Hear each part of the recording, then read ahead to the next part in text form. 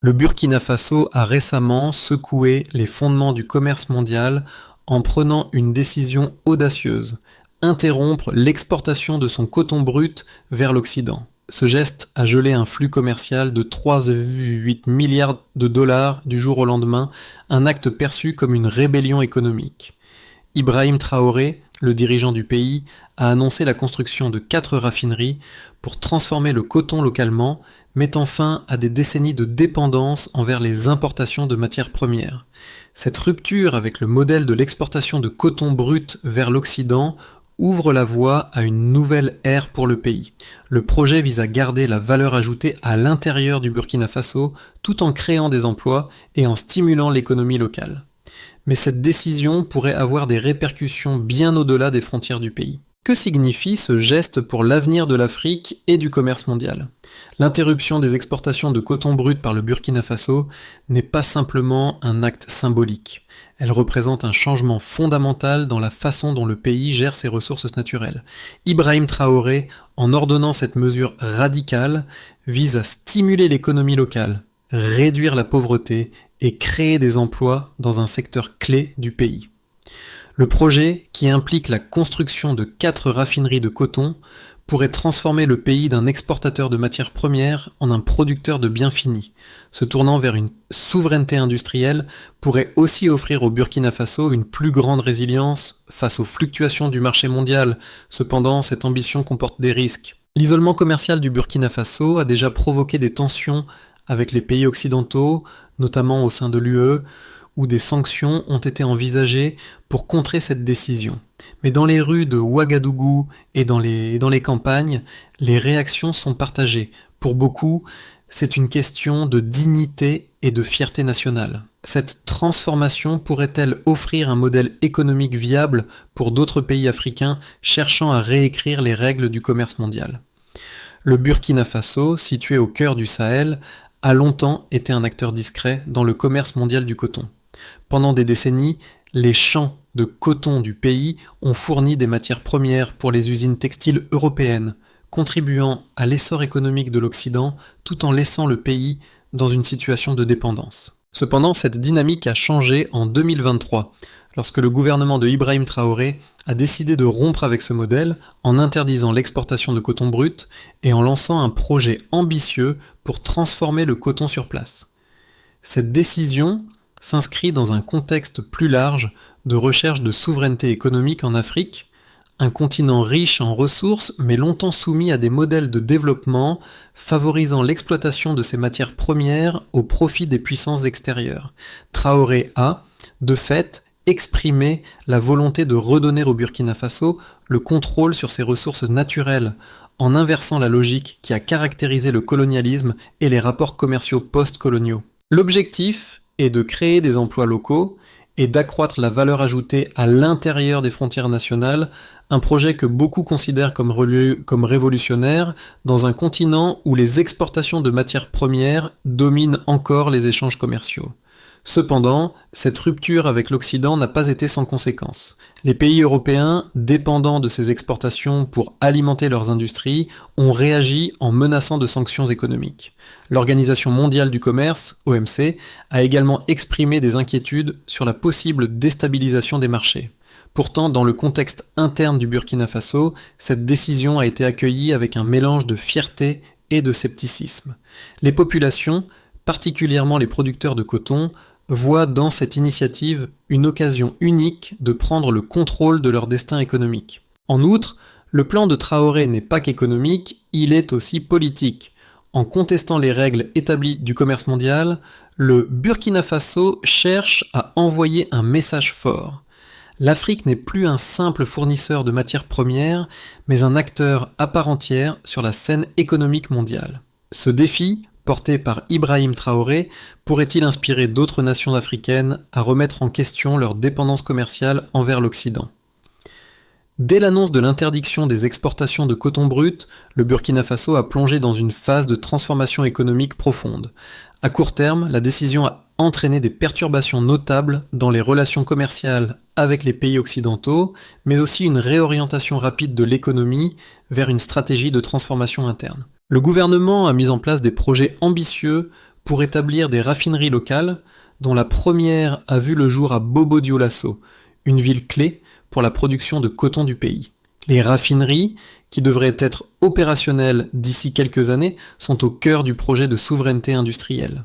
Cette initiative vise à créer des milliers d'emplois dans les zones rurales, principalement dans les régions cotonnières, et à offrir de nouvelles perspectives économiques pour les producteurs locaux. Les paysans, autrefois dépendants de l'exportation de coton brut, voient maintenant leurs récoltes transformées en produits finis, prêts à être commercialisés non seulement sur les marchés africains, mais aussi au niveau mondial. Une grande partie des bénéfices de cette nouvelle industrie devrait rester au sein du pays, contribuant à réduire la dépendance à l'égard des importations et à augmenter les revenus locaux. Cependant, cette transition ne se fait pas sans défis. Les infrastructures nécessaires pour soutenir l'industrie naissante sont encore insuffisantes et les tensions avec les puissances occidentales, qui ont commencé à appliquer des sanctions tarifaires, compliquent la situation. Dans les premières semaines, les prix du coton ont fluctué et les producteurs ont dû s'adapter à ce nouveau modèle. Mais malgré ces défis, une certaine fierté se fait sentir parmi les populations burkinabées qui perçoivent ce projet comme un moyen de reprendre en main leur avenir économique. Cette évolution pourrait-elle inspirer d'autres nations africaines à prendre des mesures similaires pour protéger et valoriser leurs ressources naturelles et transformer leur modèle économique pour le bénéfice des populations locales? La décision du Burkina Faso de rompre avec l'exportation de son coton brut a rapidement attiré l'attention des puissances mondiales, particulièrement de l'Union européenne et des États-Unis. Dans un premier temps, la communauté internationale a exprimé son scepticisme, qualifiant l'initiative d'irresponsable et de risquée. Les analystes économiques ont mis en garde contre les conséquences potentielles d'une telle décision, qui pourrait perturber non seulement l'économie burkinabé, mais aussi les marchés mondiaux du coton. L'exportation de matières premières, comme le coton, fait partie intégrante des chaînes d'approvisionnement mondiales, et tout changement dans ce modèle crée des incertitudes. L'Union européenne, qui est l'un des plus grands importateurs de coton burkinabé, a réagi avec fermeté, envisageant des sanctions commerciales contre le pays.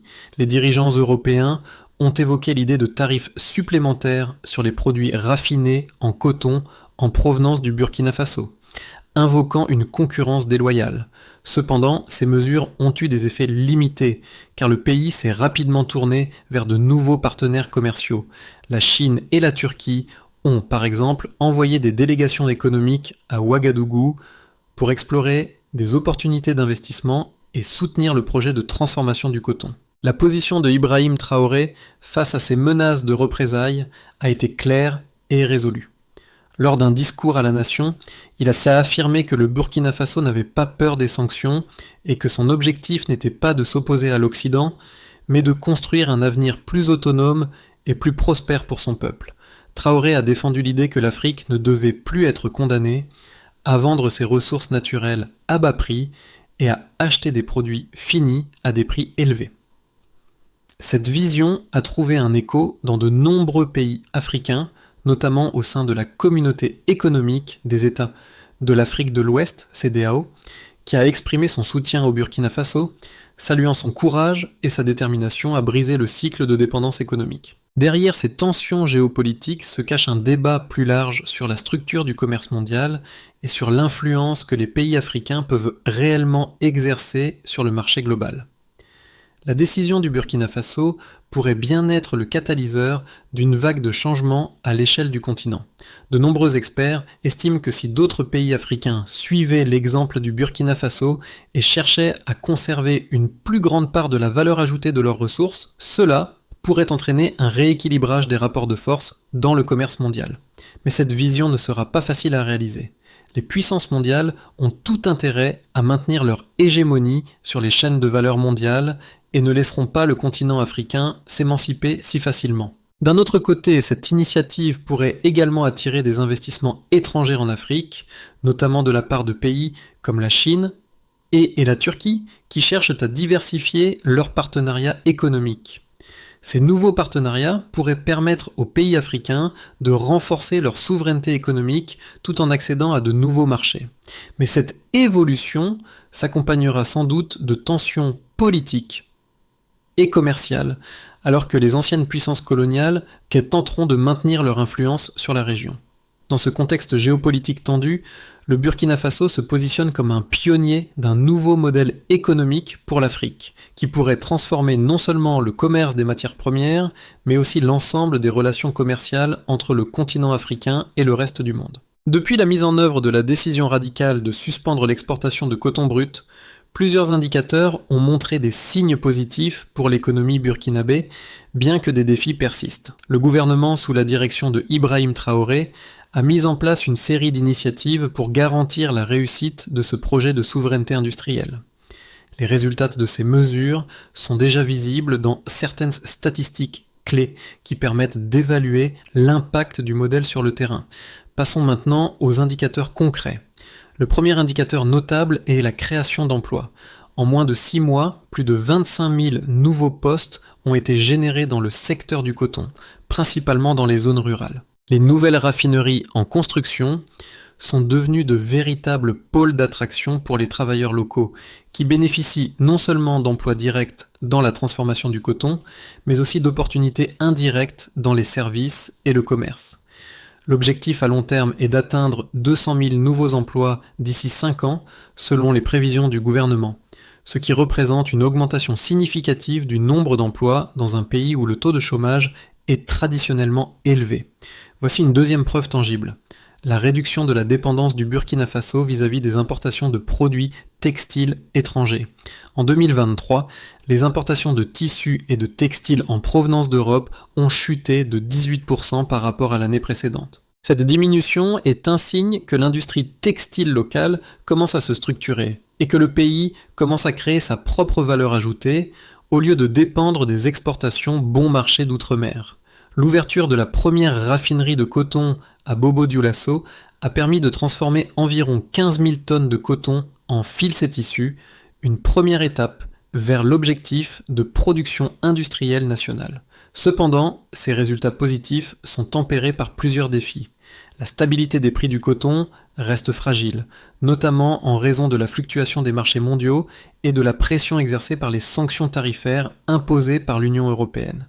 Bien que la production locale ait augmenté, le secteur du coton burkinabé reste vulnérable aux perturbations économiques mondiales. De plus, le coût élevé des investissements nécessaires pour construire les raffineries et les infrastructures nécessaires à la transformation du coton demeure un obstacle majeur. Le financement de ces projets repose sur des emprunts intérieurs et une aide régionale, mais la situation économique reste fragile et dépendante des fluctuations du marché. En termes d'impact social, bien que des progrès aient été réalisés dans la création d'emplois, des tensions subsistent sur le terrain. Les communautés rurales sont confrontées à des ajustements rapides dans leur mode de production et dans la gestion de leurs récoltes. La transition vers un modèle économique plus autarcique nécessite des formations spécifiques et un soutien technique accru pour que les agriculteurs puissent s'adapter aux nouvelles exigences de l'industrie. Les femmes, notamment celles travaillant dans les coopératives de couture, jouent un rôle central dans cette transformation, mais elles restent confrontées à des défis en termes d'accès aux ressources et aux technologies nécessaires pour faire face à la concurrence internationale. Ainsi, bien que le modèle de souveraineté industrielle du Burkina Faso montre des signes de succès, il doit encore surmonter des défis économiques, sociaux et géopolitiques pour se pérenniser à long terme. La question reste ouverte. Ce modèle pourra-t-il inspirer d'autres pays africains à prendre des mesures similaires et à s'affranchir de leur dépendance vis-à-vis des anciennes puissances coloniales? La décision de Ibrahim Traoré de suspendre l'exportation de coton brut a provoqué une onde de choc au-delà des frontières du Burkina Faso. Si cette initiative a trouvé un large soutien parmi certains pays africains et des acteurs locaux, elle a également suscité une vague de critiques et d'opposition, principalement en Europe et aux États-Unis. Examinons d'abord les arguments des opposants. D'un point de vue économique, les critiques soulignent les risques de déstabilisation des marchés mondiaux du coton. L'exportation de coton brut par le Burkina Faso a constitué pendant des décennies une partie essentielle de l'approvisionnement des industries textiles européennes et américaines. Les perturbations sur ce marché pourraient entraîner des hausses de prix du coton et une volatilité accrue sur les bourses mondiales. De plus, les pays importateurs, dont certains géants du secteur textile, comme la France et le Royaume-Uni, ont exprimé leurs préoccupations quant à l'impact de cette décision sur leur chaîne d'approvisionnement, notamment en raison des risques de pénurie et de la perte de compétitivité face à des produits moins chers provenant d'Asie. Les analystes occidentaux, en particulier ceux spécialisés dans le commerce international, mettent également en avant le fait que la décision du Burkina Faso pourrait créer un précédent dangereux pour d'autres pays producteurs de matières premières.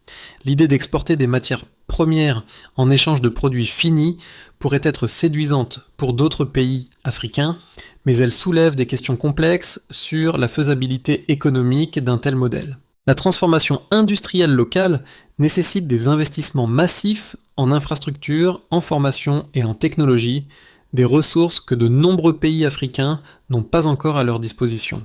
En outre, les critiques soulignent que le Burkina Faso, malgré son ambition, manque encore d'une industrie textile suffisamment développée pour transformer la majeure partie de sa production de coton. Le pays pourrait donc se retrouver pris dans une dynamique qui le pousse à gérer des tensions commerciales tout en affrontant des difficultés pour mettre en place l'infrastructure nécessaire à la transformation de ses ressources.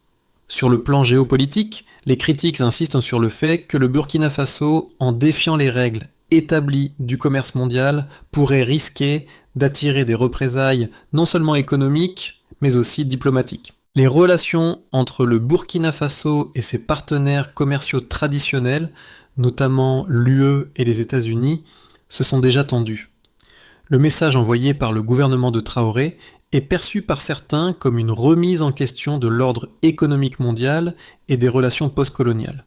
Le pays pourrait, selon certains analystes, se retrouver isolé sur la scène internationale si cette dynamique continue, sans alliance solide pour contrer les pressions extérieures. Cependant, cette opposition ne semble pas avoir d'impact immédiat sur la volonté du gouvernement de maintenir sa politique.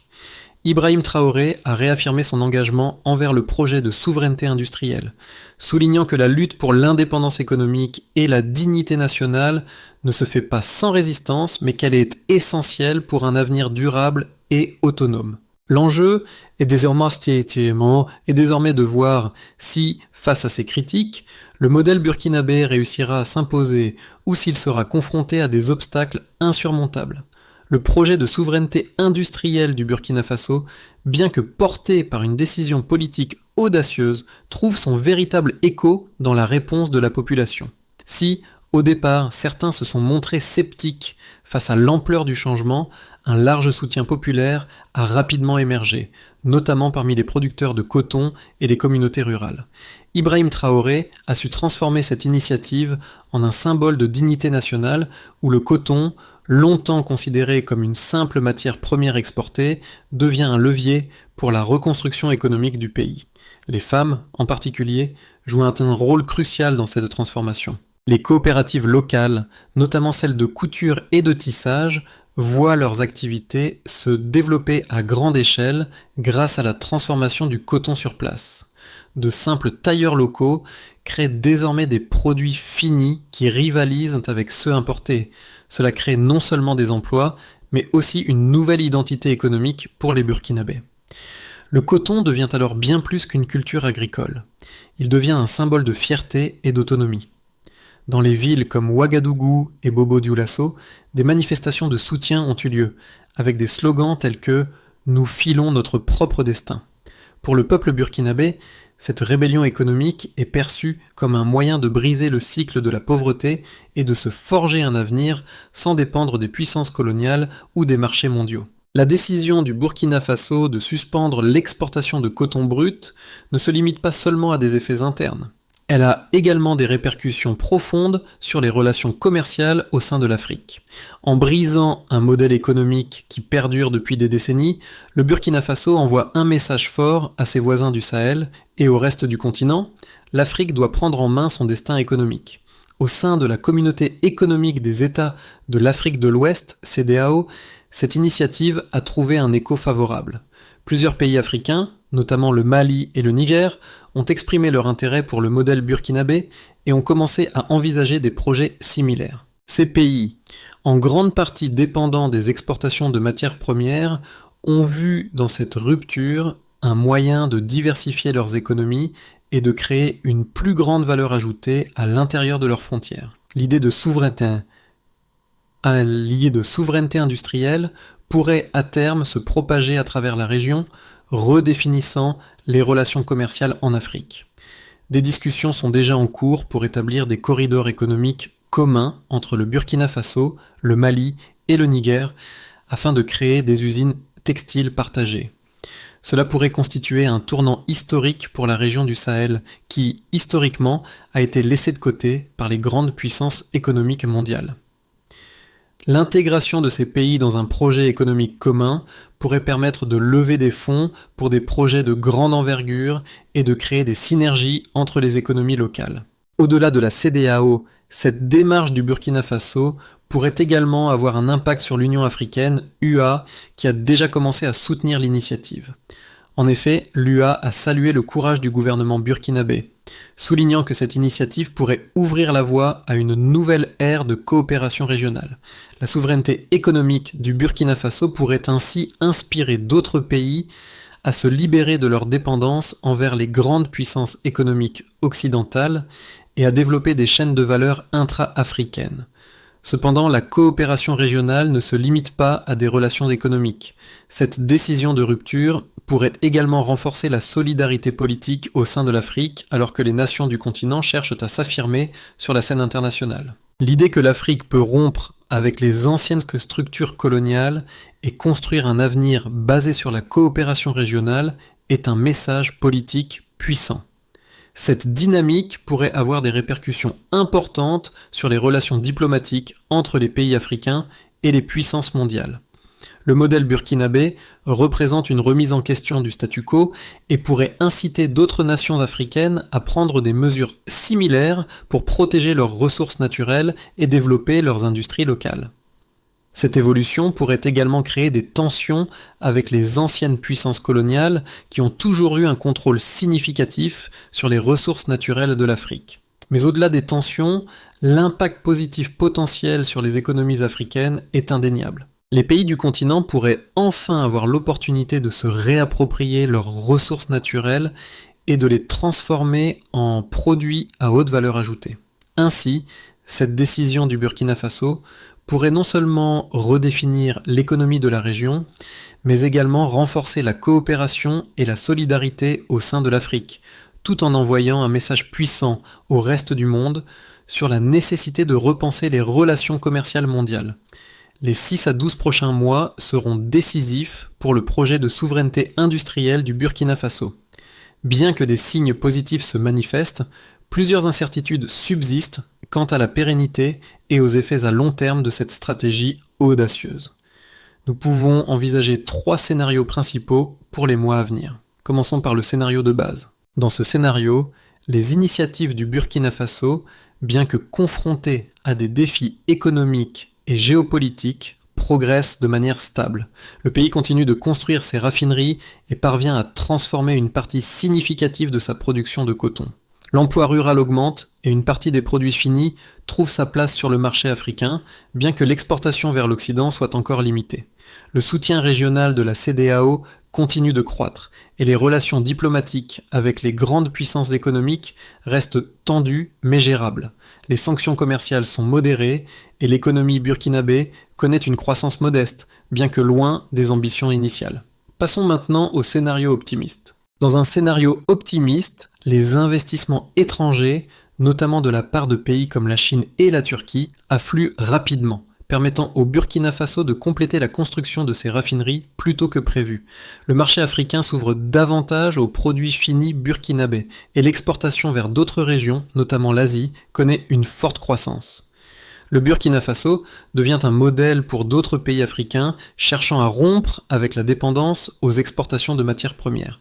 Les économies régionales se diversifient, les partenaires de l'AES, Mali, Niger poursuivent des projets similaires et l'Afrique commence à réécrire les règles du commerce mondial. La croissance de l'emploi et de la production stimule l'économie et la dignité nationale, incarnée par le coton, devient un moteur de l'identité collective. Enfin, le scénario pessimiste. Le scénario pessimiste envisage des tensions géopolitiques croissantes. En dépit des efforts pour construire des raffineries et transformer le coton localement, le Burkina Faso fait face à des obstacles financiers majeurs. Les sanctions commerciales de l'UE et des États-Unis deviennent plus sévères, entraînant des pénuries de matières premières et des hausses de coûts. Les relations diplomatiques avec les puissances mondiales se détériorent et le Burkina Faso est confronté à une pression accrue pour revenir sur sa décision. Les investissements étrangers ne se matérialisent pas comme prévu et la transition économique vers une production locale reste incomplète. Le pays subit une pression économique accrue, l'inflation augmente et les disparités sociales se creusent. Cette instabilité pourrait fragiliser le projet, ralentir la création d'emplois et limiter les bénéfices attendus. Ces 3 scénarios montrent les défis, mais aussi le potentiel de transformation radicale du Burkina Faso. L'évolution vers l'un ou l'autre dépendra des stratégies économiques, de la capacité à attirer des investissements et de la gestion des tensions internationales. Les mois à venir seront cruciaux pour déterminer si le pays pourra naviguer entre ces risques et réaliser son projet ambitieux. Le projet de souveraineté industrielle du Burkina Faso représente bien plus qu'une simple transformation économique au niveau national. Il a également un impact profond sur les acteurs locaux et les communautés qui dépendent du secteur agricole et textile. L'interdiction d'exporter le coton brut et la mise en place des raffineries locales ouvrent la voie à une série d'opportunités, mais aussi à de nouveaux défis pour les populations locales. Les producteurs de coton, qui étaient auparavant pris dans un modèle d'exportation à bas prix, bénéficient désormais d'un marché local plus lucratif. L'initiative du gouvernement de transformer le coton localement permet aux agriculteurs de conserver une plus grande part de la valeur ajoutée de leur production. Cette transformation a également ouvert de nouvelles voies pour les jeunes, en particulier dans les zones rurales. De nombreux jeunes burkinabés, auparavant obligés d'émigrer pour chercher du travail, trouvent désormais des opportunités d'emploi dans les raffineries et les coopératives de production textile locale. Le projet a ainsi un potentiel majeur pour lutter contre le chômage et la pauvreté dans les régions les plus défavorisées. Les femmes jouent un rôle central dans ce processus, en particulier dans les coopératives de couture et de tissage. Ces coopératives ont vu leur activité se diversifier et se professionnaliser grâce à l'augmentation de la production locale de tissus. Elles sont désormais en mesure de vendre des produits finis non seulement au niveau national, mais aussi à d'autres pays africains. Cette évolution pourrait avoir un impact social significatif en permettant aux femmes d'améliorer leur statut économique et de participer activement au développement de leur communauté. Toutefois, ce processus n'est pas sans obstacle. La mise en place des raffineries nécessite des investissements massifs et des formations spécialisées.